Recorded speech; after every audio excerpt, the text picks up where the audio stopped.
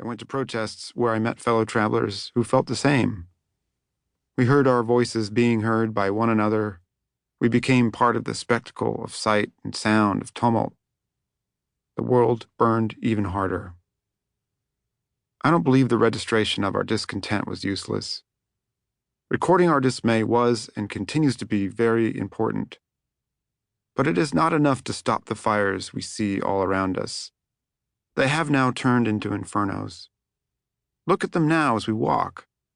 See them in the near distance, that one scorching through public works, through healthcare, through education. See it turning those institutions into husks. The other one racing up hillsides on dry grass, turning our earth into an overused fuel source.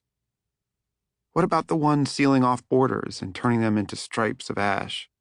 The ones converting our wetlands and unusable landscapes into deserts, into ruins, into development zones. The ones destroying our sense of privacy. Nothing is more naked than a house after a fire. We are living in such a house. We are standing in it looking out. The other great price to the vigilance we've kept has been a reduction in our capacities. As if all we possess is the ability to resist, to say no, to register our disagreement, our distrust, our disgust, our dislike, our contempt, and our scorn. We are banding together into tribes of unshakable belief as a result of this notion, thanks in part to the technology with which we register our shouted disputes.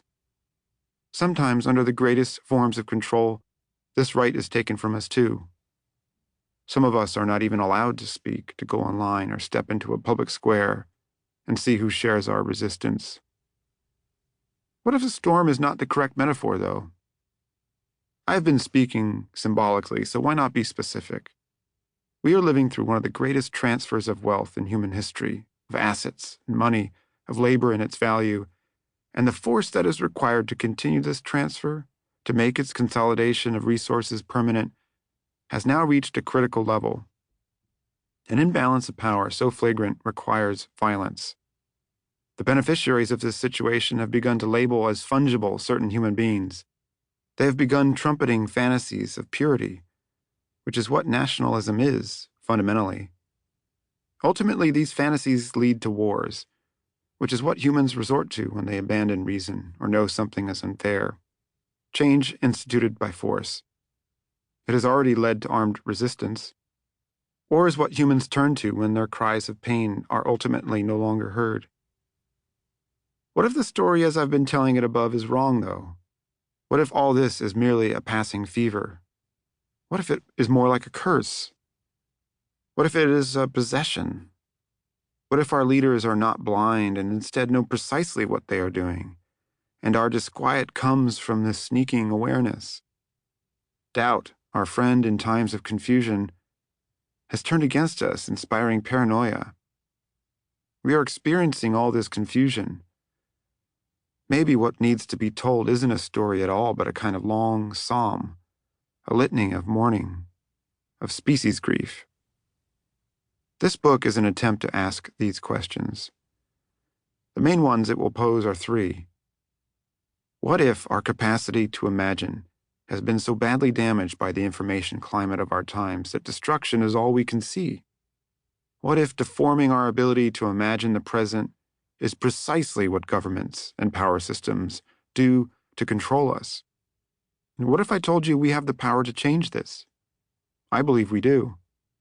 To seize this power requires a radical change in perspective, however. To do so, we need to take one tool being vandalized before our very eyes, language, and reclaim it, and redefine what it means to be an ethical citizen in the present moment. We do not need to hunt the terms that have been weaponized into nonsense. We need to grab the words that have possibility in them and begin using them anew. Using these words expansively, carefully, and with the full extent of their meaning, even if it is first in our heads, will ultimately lead to action. I had this revelation in the spring, a year into the long crisis that is the present moment in the United States, many years into the unfolding crises that are affecting most of the countries around the world. After my